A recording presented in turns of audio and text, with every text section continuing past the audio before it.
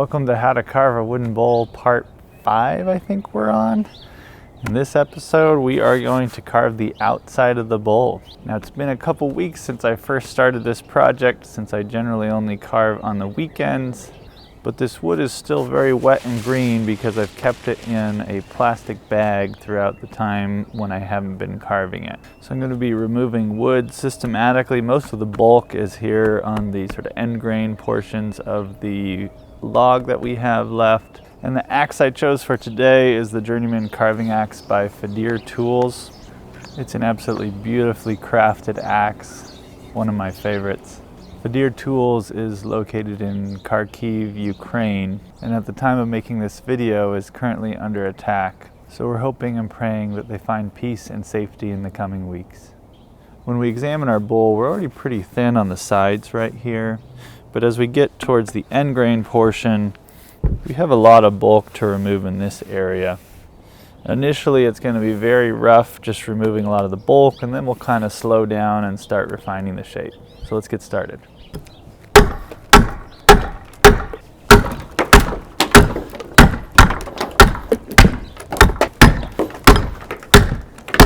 And one of the things you'll notice is I'm not coming anywhere close to the line here.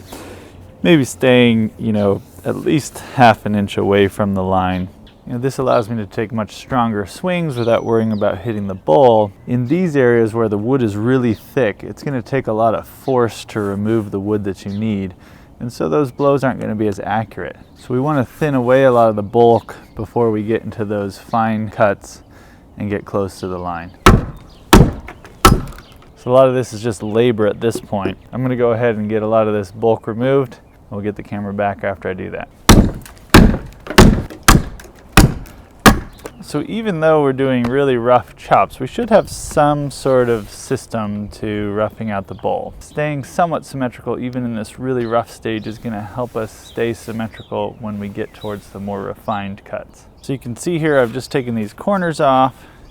Now I'm just going to work on this ridge of end grain here. Okay, we got a lot of the bulk out of the way, and my next goal is to thin these walls a little bit so that when I start taking this down to the line, I have less wood to cut through. I don't want to be trying to do an accurate cut if I'm cutting through a big bulk of wood. So I'm going to plane this down so that there's just sort of a thinner layer of wood here against my final line, and that way I can accurately come in and do the final shape of the top. Now in order to thin out the ends with the handles, we're going to use an adze.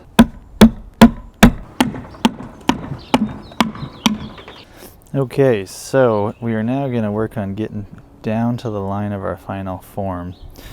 And remember when we talked about grain direction, when we talked about roughing the inside, similar concepts apply to the outside. What that means is that starting sort of at this midpoint, we can come around this way and all the little chunks of wood will kind of come off and the final form will not be affected.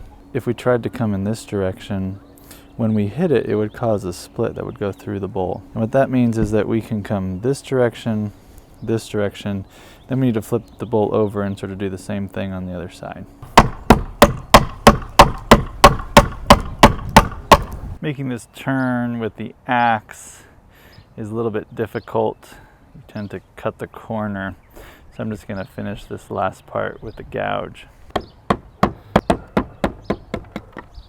All right, so we got a decent idea of the final shape now. I'm just going to be drawing the width that I want the handles to be. So now I'm just going to remove the bulk here with an adze to get closer to that line, and we'll keep shaping.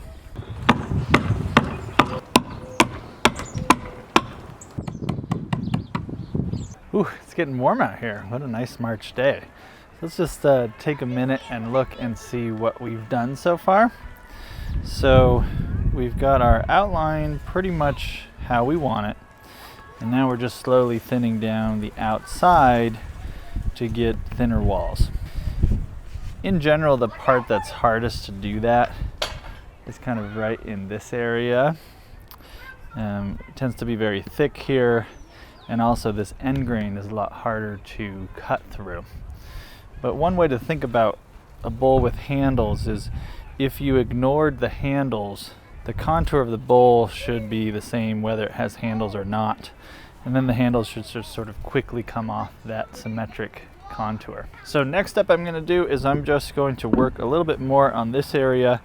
I'm going to make this bottom stand proud a little bit by taking a gouge around it, and then I'm basically just going to round these off to the edges and then remove a little bit more over here with an adze. Let's get working. So the gouge I'm using for this is just something with a relatively steep sweep, and just so you don't get one corner caught as you're coming around. Now that we've roughed this out, I'm just going to round these from the depth of this cut down to the walls here.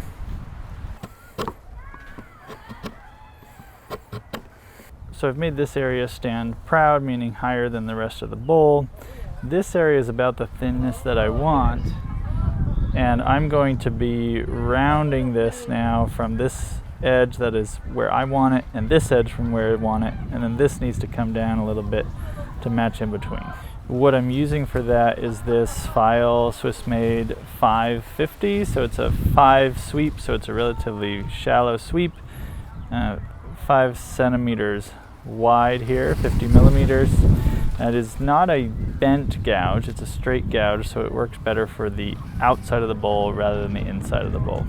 Oop, you're in the camera. Oh look, say hi. Hi. Okay, had some lunch, took a little break. Notice my outfit change. It's really warm out. It's like 70 degrees, which is atypical for March here in Southwest Ohio, but I'm not complaining.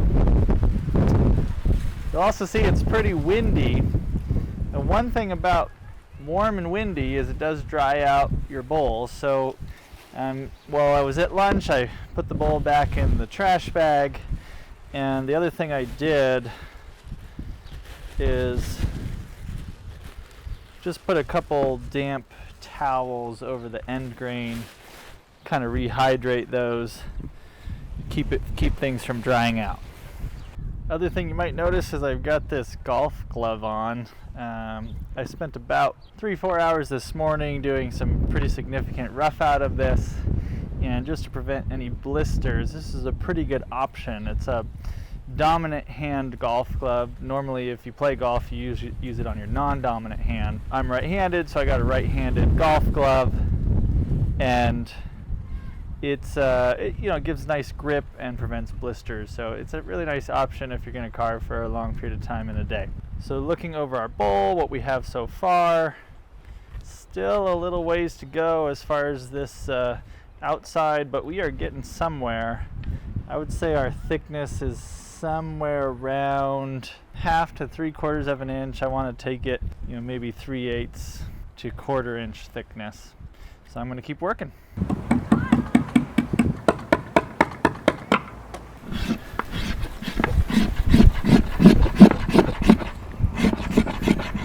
Okay, so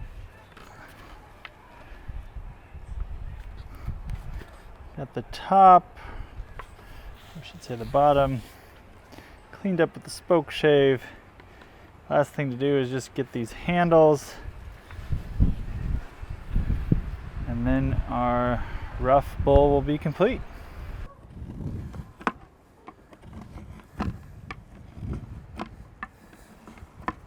Okay, just finishing the last bit of the rough out, and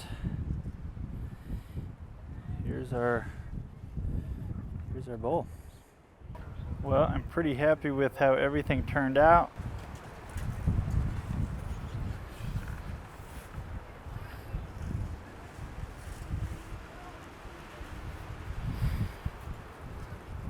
This is going to go into our garage. I like to keep it out of the wind, out of the sun. Once it's fully dry, then we will come back and do some very refined cuts and get some oil on it.